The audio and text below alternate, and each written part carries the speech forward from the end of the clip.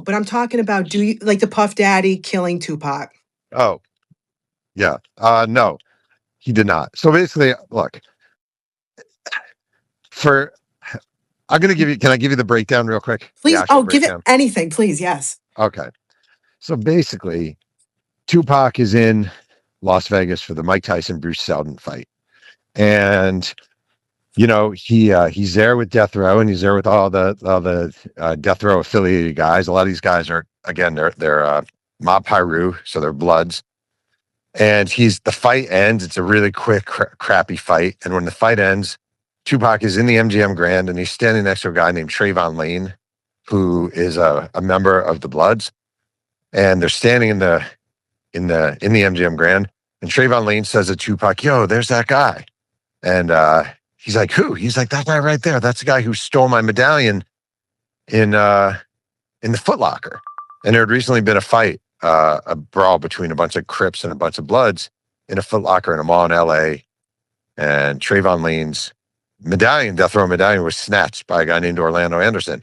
And Tupac's like, "Which guy?" And he's like, "The guy right there. The guy's right there."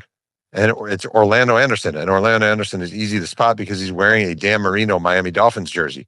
So Tupac, who has no impulse control whatsoever, goes up to Orlando Anderson, says, "You from the South?" And he punches him. And all the Death Row guys pounce. And they beat the crap out of Orlando Anderson. And then they take off.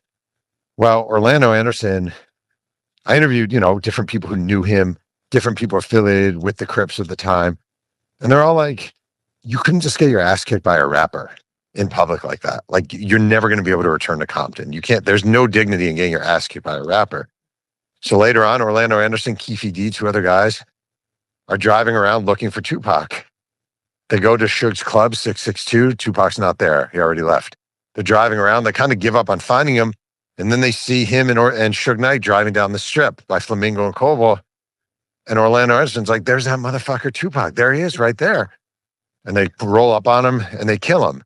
So did he want Suge Knight and Tupac dead? Probably. Like, did he strategically place Orlando Anderson in the MGM Grand wearing a Miami Dolphin jersey, hoping that the guy whose chain he stole also happened to be in the MGM Grand at the same time, standing right next to Tupac, knowing that if this guy said to Tupac, "Hey, there's Orlando Anderson in the Miami Dolphins jersey, you should go punch him," that would be great, that Tupac would go punch him, and then Orlando Anderson would have the reason to do a revenge killing? That would be impossible. So it just doesn't make sense. Right. It doesn't make sense. Puffy would have to have hypnosis power, hypnotic power over every human being in America to make all that happen. So I'm not saying Puffy, and afterwards, the guys went back, like Keefe D went back to Puffy and was like, "We did it." But they didn't do it because Puffy said to do it. They did it because Tupac Shakur punched Orlando Anderson in the MGM Grand. Got it.